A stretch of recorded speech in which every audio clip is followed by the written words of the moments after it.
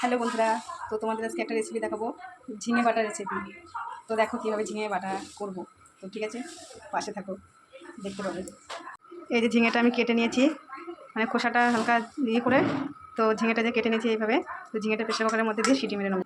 Pressure কুকারে আগে ডাল সিদ্ধ করেছিলাম, তো ভাবলাম সেই প্রেশার কুকারেই সিদ্ধ করে নিই। এই যে বসিয়ে দিয়েছি সিদ্ধ করতে ঝিঙেটা। তো বন্ধুরা, ঝিঙেটাই দেখো সিদ্ধ করে নিয়েছি। তো এবার প্রেশার কুকারের থেকে বার করব। তো বার করে মিক্সিতে দেবো, একটু ঠান্ডা করে নেবে, এখন গরম গরম তো মিক্সিতে দিলে অসুবিধা হবে। তো তারপরে যে কাঁচা লঙ্কা দিয়ে দিই, তোমাদের স্বাদ অনুযায়ী কাঁচা লঙ্কা দেবে।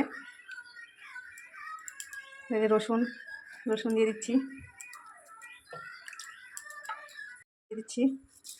তো এবার এটা পেস্ট করে নেবো, মিক্সিতে দিয়ে দিচ্ছি পেস্ট করার জন্য। পেস্ট করা হয়ে গেছে, তো এবার খুলি। তো এই যে পেস্টটা, ঝিঙেটা আমি যে তুলে নিয়েছি। তো এইদিকে কড়াইতে তেল দিয়ে দিয়েছি, তো এবার ঝিঙেটা দেবো। তো কড়াইতে একটু কালো জিরে দিয়ে দিই।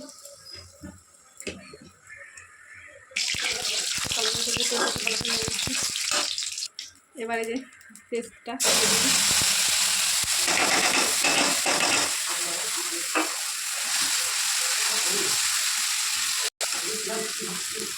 এবার একটু লবণ দিয়ে দিই,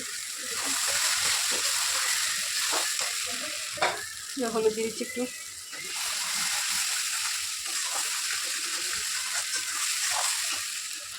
তো তোমরা বাড়িতে এইভাবে বানিয়ে খাবে, তো দেখবে খুব সুন্দর লাগে খেতে।